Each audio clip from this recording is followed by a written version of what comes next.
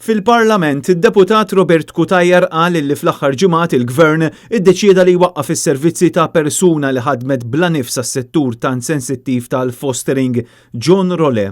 Robert Cutajar sostna li taħt dan il-Gvern is-settur tal-fostering u tal-adozzjonijiet mhux jingħata l-prijorità li jistħoqlu. Nibda b'tal-fostering fejn jgħidulek li iva sfortunatament dan is-settur intlaqa rrieħu. U qal li John Role u l-persuna illi beda is-settur tal-fostering f'Malta. Propju sentejn ilu l-ġimgħa li għaddiet, Mr. Speaker.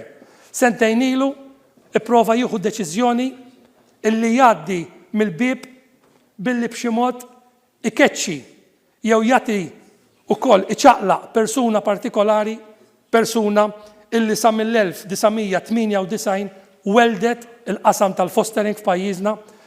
Robert Cutajar qal li l-Gvern irnexxielu jwarrab lil John Role bi pjan.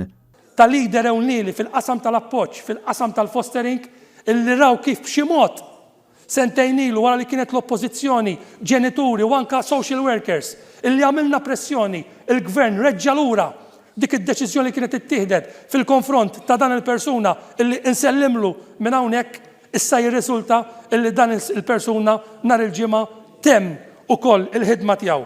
Dan seħħ meta John Role huwa persuna rikonoxxuta kemm f'Malta kif ukoll fuq livell internazzjonali.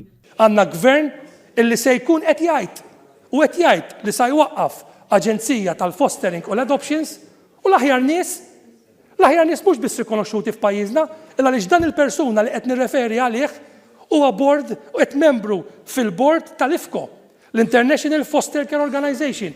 Robert Cutajar appella lill-Gvern biex iwettaq l-investiment meħtieġ fis-settur soċjali tal-fostering u tal-adozzjonijiet.